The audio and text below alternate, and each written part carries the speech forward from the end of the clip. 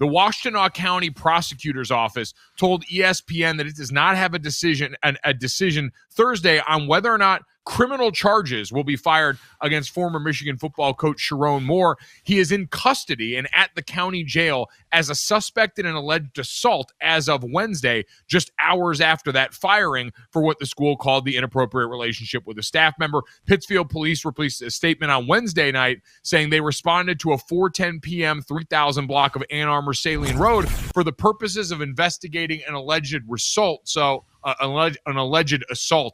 So, Dad, this went from a situation where we knew about Michigan putting out the statement about the inappropriate relationship and their decision to fire, but then him being arrested, not charged at this point, but expected to now appear in court on Friday. That has certainly escalated this into even more serious territory for Sherrone Moore. So with 24 hours to digest this, what is your reaction to everything we now know about this situation? Well, I mean, listen, he's not the first coach or person from a company, unfortunately, that was let go for inappropriate behavior with a coworker or someone that works underneath them. But this obviously grew to the alleged assault charges, him being jailed, and it's taking on. There are multiple things here. There's obviously the one with his wife and his kids. That's the moral side of it. Where, listen, that's going to be between all of them, right? But as far as the school, that was a clause in a contract, and so he was fired for it. I'm sure more is already coming out on when they actually knew, and if they did know a couple of months ago, why didn't they fire him then? In the timeline, obviously from a football standpoint, would have had more time to look for a coach. But that's, again, taking away from what he did, was for cause in his contract. So you understand the firing. The assault, I mean, that's, again, going down a road where he is, as you mentioned, no charges yet, but he is detained in jail. And we'll have to wait on that as well. But it's a situation that has really been muddied in a few tentacles. There are going to be plenty of questions about what Michigan did know and when, plenty of questions about Warde Manuel, athletic director, and whether or not his tenure should survive this a year removed from everything that happened in terms of football impropriety. To now add this on top under your watch is a pretty difficult place to be in here. And then you've got the next step forward football-wise where this gets incredibly complicated for them. As we know, when Michigan made this firing, this was after the majority of the hiring cycle had already taken place. We know with new rules in place now, if a coach gets fired or changes jobs after the early signing period, those guys can be released and be able to go to a different school without any sort of penalty from the most recent class that Michigan signed. Then you've got the transfer portal, which now, based on new rules, opens up at the beginning of January 2nd to 15th for everybody. And then whenever Michigan hires a new coach, that 30-day window recently with a new rule change shrank to a 15-day window where players could now re-enter the portal at that point. So you've got both of those different junctures to get, which makes nailing this next hire, one, incredibly difficult given the circumstances. Michigan's getting ready to try and play in a bowl game here soon.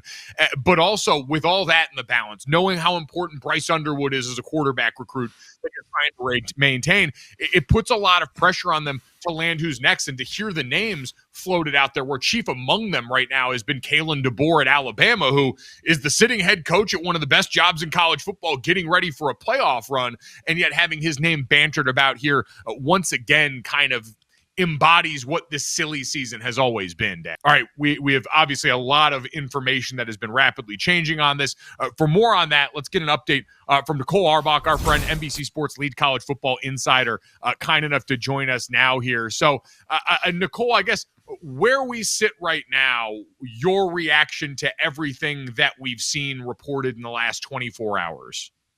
Yeah, I mean, it has been quite a news cycle. I think it's been really disappointing and sad in a lot of ways. But as you guys mentioned, this does happen in a lot of professions and a lot of corporate environments where people lose their job for inappropriate relationships, and that it is absolutely the kind of thing that you could fire someone for cause that would violate the terms of their contract. This was something that had been circulating and there were rumors for some time, but it's still shocking to see this sort of news come down. And as you mentioned, with the timing right after, basically, we thought that the coaching carousel had stopped spinning. Now you have Michigan looking for a coach, a couple weeks to go still until the transfer portal window opens, so you can truly have a national search if you want to.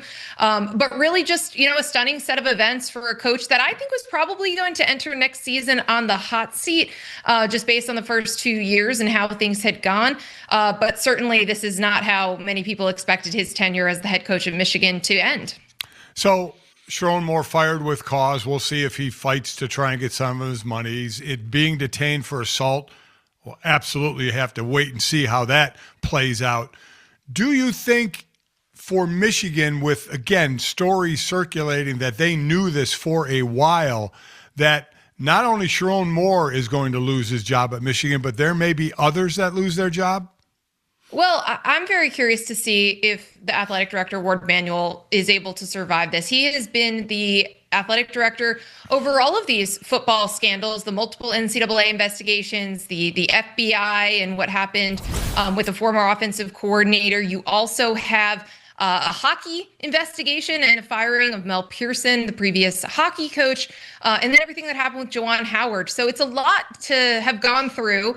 And I ultimately wonder, if the buck stops at the top. I was told that, Michigan was aware of mental health issues that Sherrone Moore was dealing with and did not fire him with any HR or security personnel present.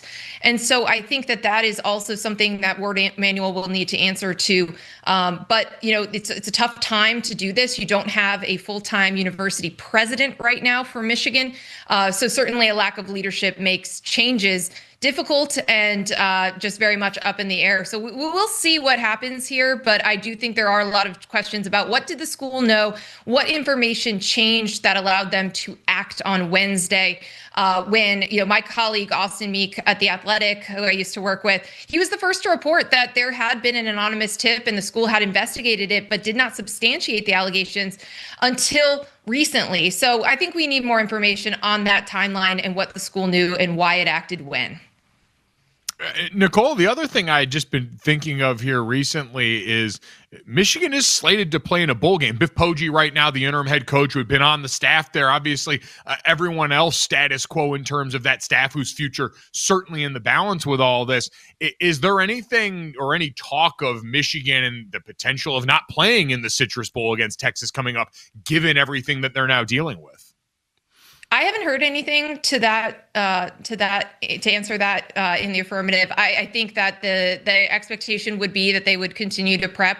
Biff has been the interim head coach for this program before. He coached the 2 games earlier in the year when Sherrone Moore was suspended related to the Connor Stallion scandal.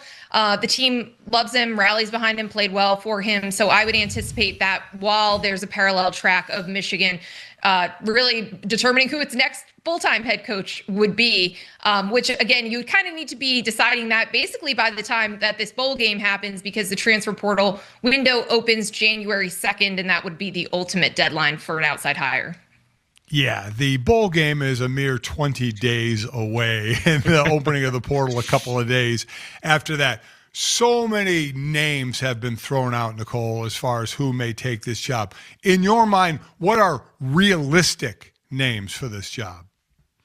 I know you guys aren't sure about Kalen DeBoer, but the list does start there. I covered that national championship game a few years back when it was Michigan against Washington, and there was so much talk around that game of, hey, is Jim Harbaugh coaching against his eventual successor?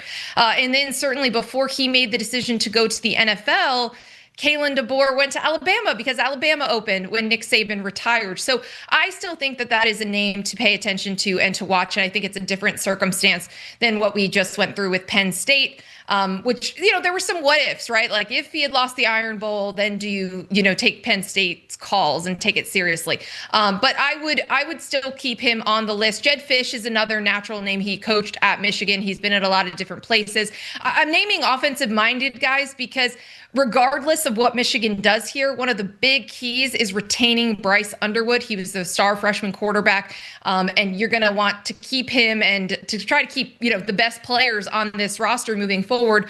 But that's kind of why I go with an offensive-minded guy, someone that Bryce Underwood you would think would be excited to play under.